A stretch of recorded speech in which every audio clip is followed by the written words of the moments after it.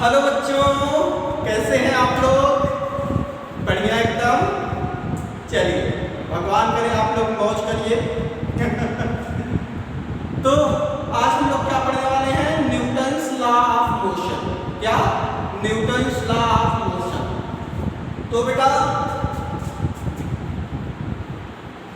Newton's law of motion, चलिए इसमें बेटा हम लोगों को तीन नियम पता चलते हैं। न्यूटन भाई साहब ने तीन नियम, भाई साहब नहीं कहेंगे, बहुत महान आदमी है तो सर करना उचित है।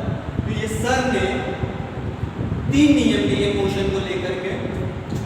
पहला नियम जो इन्होंने दिया उसको हम लोग सिंपली न्यूटन फर्स्ट लॉ कह दें यार, फर्स्ट लॉ ऑफ मोशन। नहीं, ऐसे काम नहीं चलेगा। पहला नियम जो था बेटा वो था law of inertia. Law of inertia. हाँ, Newton first law of motion अगर कह दे तो कोई गलत भी नहीं है, लेकिन ये तो काम चोरी वाली बात हो जाएगी कि आप फर्स्ट लॉ करें सेकंड थर्ड कर सकते। तो सबसे पहले हम लोग फर्स्ट लॉ की बात कर देते हैं। अच्छा, दूसरे की भी बात इसी समय कर। दूसरे में बेटा इन्होंने क्या कहा कि यहाँ पे मोमेंटम का बात इन्होंने किया। क्या कहा? कंजर्वेशन ऑफ मोमेंटम के कॉन्सेप्ट को बताया। और तीसरे में इन्होंने क्या कहा? एक्शन और रिएक्शन की बात।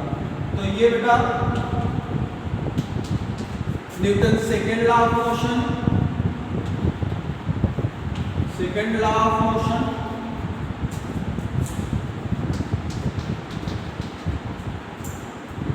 ना इसमें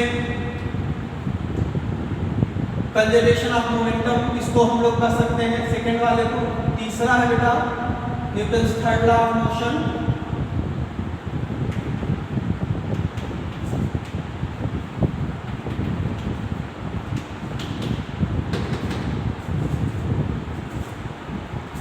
हाँ, इसको हम लोग क्या कर दिए? Law of action reaction. Action reaction, ये देखो जो नाम है इनके नाम से इनका काम मिल जाएगा। यहां पे भी लिख दिया जाए law of conservation of momentum, of momentum. चलिए, तो सबसे पहला काम लॉ ऑफ इनर्शिया समझते हैं। Newton first law of motion, law of inertia. तो बेटा लॉ ऑफ इनर्शिया में इन्होंने हम लोगों को सिखाया, बताया। इन्होंने बताया, सिखाया। क्या बताया भाई? इन्होंने कहा कि पूरे यूनिवर्स में, कहां? पूरे यूनिवर्स में कोई भी ऑब्जेक्ट तब तक अपने इनिशियल पोजीशन को बनाए रखेगा जब तक कि उस पर कोई बाहर से एक्सटर्नल फोर्स न लग जाए। ध्यान दीजिएगा, पूरे यूनिवर्स में कोई भी ऑब्जेक्ट तब तक अपने पोजीशन को, इनिशियल पोजीशन को बनाए रखेगा जब तक कि उस पर कोई बाहर से फोर्स न लग जाए।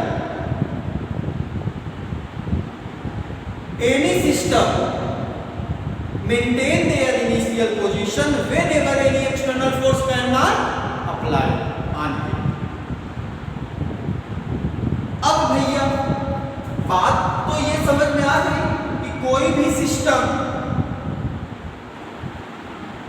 कोई भी सिस्टम, कोई भी object, any object, any object maintain their initial position, their initial position, initial position। कोई भी ऑब्जेक्ट अपने इनिशियल पोजीशन को मेंटेन किए रहेगा जब तक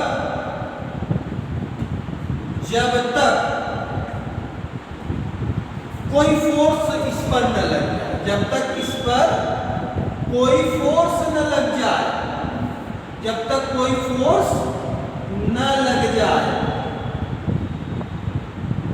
हिंदियों लिखना टफ है, जब तक एनी फोर्स न लग जाए। देखो कितना गजब का हिंदी अंग्रेजी हम लोग मिला रहे हैं।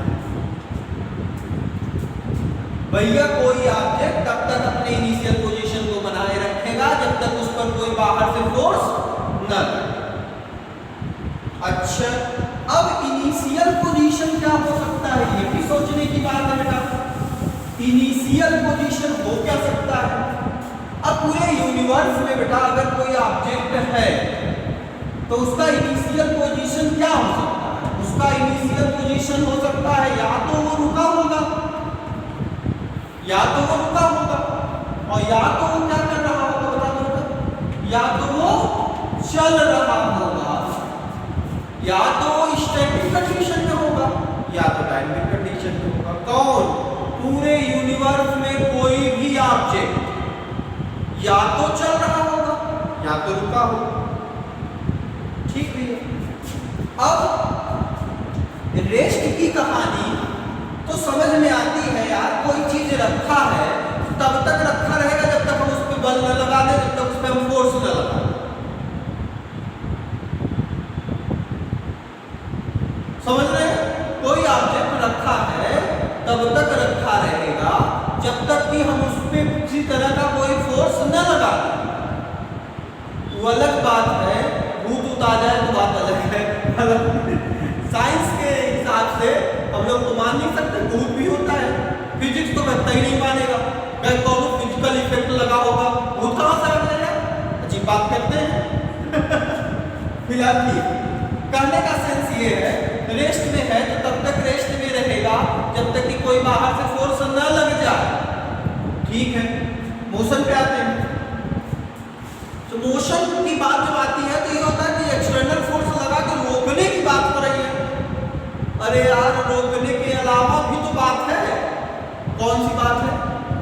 कौन सी बात है भैया? रोकने के अलावा कौन सी बात है? अरे वो तो हम लोग कर सकते हैं, स्पीडिया थोड़ा बढ़ा दे, स्पीडिया थोड़ा घटा दे, ये तो कर सकते हैं। वही कर सकते हैं। कहने का मतलब बेटा, अगर मोशन में है तो हम स्पीड इनकी बढ़ा सकते हैं, स्पीड घटाने की बात कर सकते हैं, स्पीड को जीरो करने की बात कर रहे हैं। कोई भी काम करेंगे मतलब मोशन में चेंज होने की बात कर।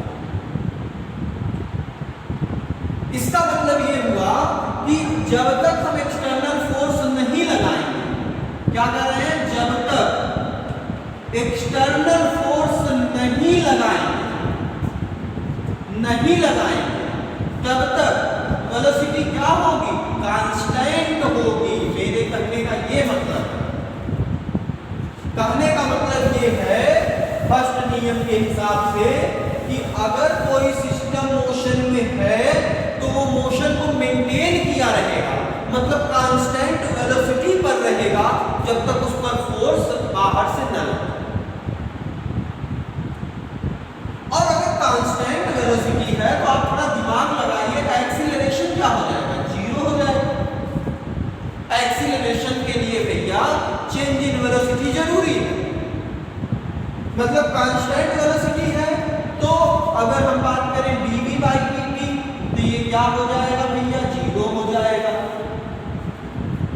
तो ये जीरो मतलब एक्सीलरेशन जीरो हो गया। एक्सीलरेशन जीरो होने का मतलब F इक्वल टू हम लोग जानते हैं m इंटू a, तो a जीरो तो F जीरो, मतलब एक्सटर्नल फोर्स जीरो। सिंपल सी बात है, वही जो हम कहना चाह रहे हैं।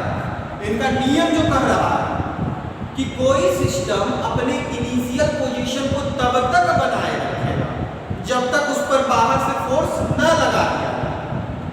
इसी बात को घुमा के कहिए, अगर किसी सिस्टम पर लगने वाला नेट फोर्स जीरो है, अगर किसी सिस्टम पर लगने वाला नेट फोर्स जीरो है, इसका मतलब उस सिस्टम के इनिशियल पोजीशन में कोई बदलाव नहीं होगा। ये है बेटा पहला नियम, लॉ ऑफ इनर्शिया। जब तक उस पर कोई बाहर से फोर्स नहीं लगेगा तब तक वो सिस्टम अपना इनिशियल पोजीशन नहीं बदलेगा। ऐसे कह दो या कह दो किसी सिस्टम पर अगर लगने वाले सारे फोर्सेज का सम 0 है तो इसका मतलब कि वो सिस्टम अपने इनिशियल पोजीशन से इधर उधर नहीं होगा, अपने इनिशियल पोजीशन में ही रहेगा। आगे बात खत्म, समझ में आ गया। अब इसका मतलब कि अगर हम पहले नियम की बात करें तो भैया हम एफ एक्सटर्नल टोटल 0 करने वाले हैं, वो F1 है F2 F3 F4 सबको जोड़ो। अगर n फोर्स है, यहाँ पे n कर दे रहे हैं ना, n फोर्स है, Fn तक जोड़िए और कर दीजिए 0, Fn तक जोड़िए और कर दीजिए 0। अच्छा एक बात और ध्यान दीजिए, जब फोर्स जोड़ने लगिएगा भैया तो फोर्स के डायरेक्शन के साथ जोड़िएगा, नहीं तो सारी बातें बिगड़ जाएंगी। फोर्स जब जोड़ना है तो सारे को डायरेक्शन के साथ जोड़ना। और एक बात यहां पे मिलती है, एक बात और मिलता है, मैंने क्या बोला बेटा, नेट फोर्स 50, उसमें 50 फोर्स लग रहे हैं, कोई बात नहीं, सारे फोर्स जुड़ करके 0 होना चाहिए। किसके लिए? मोमेंट ऑफ इनर्शिया के लिए नेट फोर्स 0 होना चाहिए, सिस्टम इक्विलिब्रियम कंडीशन में होना चाहिए। अब बेटा जब इक्विलिब्रियम कंडीशन की बात आती है तो यहाँ पे दो बात बनने लगती है कि जब कोई चीज रुका है तब तो इक्विलिब्रियम का समझ में आया भैया, लेकिन जब चल रहा है तब इक्विलिब्रियम की बात आप कर रहे हैं, बिल्कुल करेंगे। चल रहा है फिर भी इक्विलिब्रियम, मैंने कहा वेलोसिटी ना तो बढ़ रही है ना तो घट रही है, वेलोसिटी कांस्टेंट है मोशन वाले, तो इक्विलिब्रियम कंडीशन वो भी है, और जब वो रुकी हुई है तब भी वेलोसिटी 0 है, वो भी इक्विलिब्रियम कंडीशन। तो इसको हम लोग स्टैटिक इक्विलिब्रियम कंडीशन कहेंगे। कौन सा कंडीशन? स्टैटिक इक्विलिब्रियम, और इसको कहेंगे डायनामिक इक्विलिब्रियम। ध्यान दीजिए, स्टैटिक इक्विलिब्रियम है, डायनामिक। तो क्या क्या चीजें हमने सीखा? एक तो हमने कहा कि दुनिया का, पूरे दुनिया का कोई भी सिस्टम तब तक अपने इनिशियल पोजीशन को नहीं बदलेगा जब तक उस पर कोई बाहर से फोर्स न लगे जाए। दूसरी बात मैंने क्या कहा, अगर किसी सिस्टम पर लगने वाला नेट एक्सटर्नल फोर्स 0 तो वो सिस्टम कभी भी अपने इनिशियल पोजीशन को नहीं बदलेगा, और इस कंडीशन में वो इक्विलिब्रियम स्टेज में होगा। रेस्ट में है तो स्टैटिक इक्विलिब्रियम में, और मोशन में है तो डायनामिक। अब इसके बाद की कहानी क्या है? इसके बाद आ जाते हैं सेकंड नियम बताते हैं, तब हम आप लोगों को क्वेश्चन कराते हैं। नियम पूरा कर लेते हैं तब क्वेश्चन कराते हैं। ओके, नियम का लेते हैं, चल रहा है कि नहीं? हाँ चल रहा है। नियम सेकंड नियम में आ जाते हैं बेटा, बड़ा आसान। सेकंड नियम का ये कहना है कि किसी सिस्टम पर लगने वाला एक्सटर्नल फोर्स, किसी सिस्टम पर लगने वाला एक्सटर्नल फोर्स उस सिस्टम के change of momentum with respect to time के डायरेक्टली प्रोपोर्शनल। किसी सिस्टम पर लगने वाला एक्सटर्नल फोर्स उस सिस्टम के चेंज ऑफ मोमेंटम के directly proportional. If the change of momentum with respect to time of any object is directly proportional to the applied force on, कोई system है बेटा, उस सिस्टम का मोमेंटम में जो चेंज होगा वो उस पर लगाए गए फोर्स पर डायरेक्टली डिपेंड करेगा। मतलब फोर्स ज्यादा लगा लोगे चेंज इन मोमेंटम ज्यादा होगा, फोर्स कम लगाओगे चेंज इन मोमेंटम कम, सीधे सीधे डिपेंड। अच्छा, एक प्रोपोर्शनलिटी हटाते थे, कांस्टेंट आता है, संयोग से यहाँ पे कांस्टेंट 1 होता है। क्या होता है? प्रोपोर्शनलिटी जब हम हटाते हैं बेटा तो कांस्टेंट आता है, और वो कांस्टेंट यहाँ पे 1 होता है, तो ये आ जाता है dt/dt। चलिए, अच्छा p इक्वल टू होता क्या है? M into v. क्या होता है? M into v. तो d d t m into v. इसको अगर हम लोग सॉल्व करें तो ये देखिए बेटा, दो फंक्शन है मास और वेलोसिटी, दो फंक्शन के प्रोडक्ट का डिफरेंशिएशन। तो हमको फार्मूला पता है, दो फंक्शन के प्रोडक्ट का डिफरेंशिएशन, पहला फंक्शन इंटू सेकेंड का डिफरेंशिएशन प्लस दूसरा फंक्शन इंटू फर्स्ट का डिफरेंशिएशन।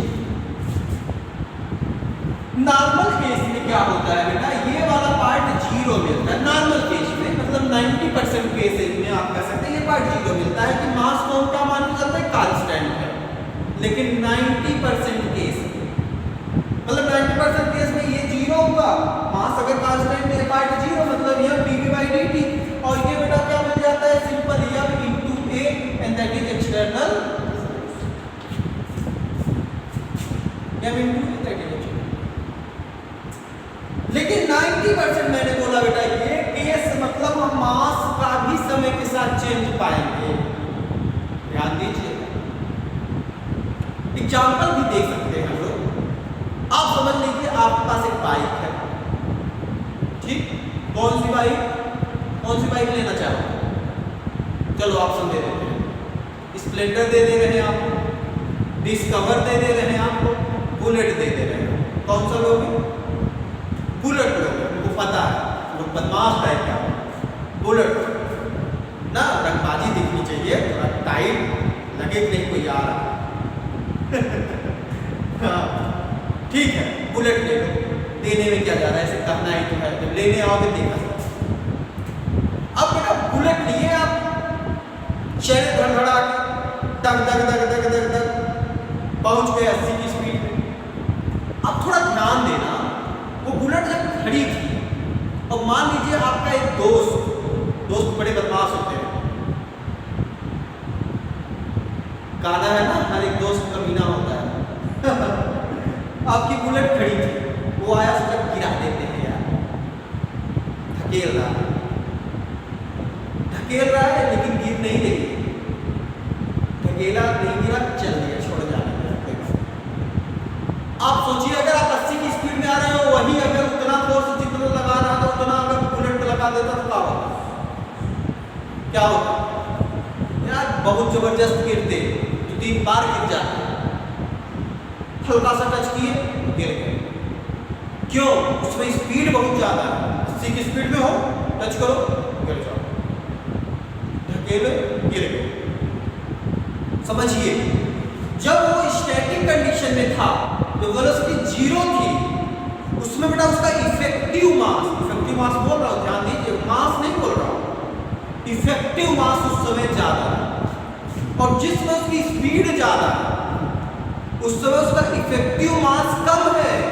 और कंजर्वेशन ऑफ मोमेंटम शब्द यहीं से आया कि मास और वेलोसिटी का जो प्रोडक्ट है ये कंजर्व होता है, मतलब वेलोसिटी के इंक्रीज होने पे मास कम हो जाता है। तो ये बात तो काम कर रही है, मतलब अगर बेटा मास चेंज होने लगा समय के साथ, तब तो भैया ये जीरो नहीं होगा, तो ये नॉर्मल केस नहीं बनेगा। तो ये ध्यान देना है। क्वेश्चन ये बात में स्पष्ट होगी, हम इस पे भी 1-2 क्वेश्चन आपको कराएंगे, अच्छे क्वेश्चन कराएंगे। तीसरे क्वेश्चन करना, इसलिए हम थोड़ा सा समय बचाते हैं। चलिए तीसरे कॉन्सेप्ट पे आ जाते हैं, देखिए थोड़ा चल रहा है कि नहीं, कैमरा चल रहा है, अच्छी बात। तीसरे कॉन्सेप्ट एक्शन रिएक्शन का सबको पता है यार। अरे हम अगर यहाँ पर इसको ऐसे करके दबाएंगे, बोर्ड को दबाएंगे, क्या बोर्ड यहाँ से चला गया? नहीं गया, फोर्स तो लगा रहे हैं।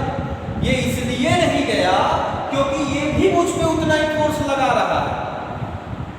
इसका मतलब बेटा किसी भी दो ऑब्जेक्ट को अगर हम एक साथ देखें तो एक ऑब्जेक्ट दूसरे पर जितना फोर्स लगाए, दूसरा वाला ऑब्जेक्ट पहले वाले पर उतना ही फोर्स अपोजिट डायरेक्शन,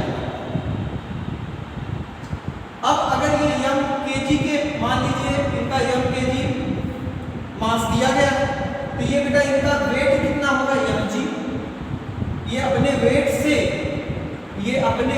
से सरफेस को दबाएंगे। सरफेस क्या करेगा, इस ब्लॉक के ऊपर की तरफ फोर्स लगाएगा, जिसको हम लोग नॉर्मल रिएक्शन फोर्स बोलते हैं बेटा। तो रिएक्शन फोर्स इक्वल टू कितना हो जाएगा mg। तो यहां पर नीचे की तरफ जो फोर्स लगा दैट इज एक्शन, और ऊपर की तरफ जो लगा दैट इज रिएक्शन। समझ में आया? जब कभी भी दो ऑब्जेक्ट एक दूसरे पर फोर्स लगाते हैं तो पहला ऑब्जेक्ट दूसरे पे जितना फोर्स लगाएगा, दूसरा ऑब्जेक्ट उतना ही फोर्स नॉर्मली मतलब परपेंडिकुलरली उस ऑब्जेक्ट पर उल्टा। समझिएगा, जैसे यही अगर ऑब्जेक्ट इस पे होता बेटा इंक्लाइंड सरफेस पे, ये ऑब्जेक्ट होता, अब इसका mg तो नीचे आ रहा है, तो अब ये mg का जो अपोजिट फोर्स है वो ये है, ये आपका रिएक्शन फोर्स नहीं है बेटा।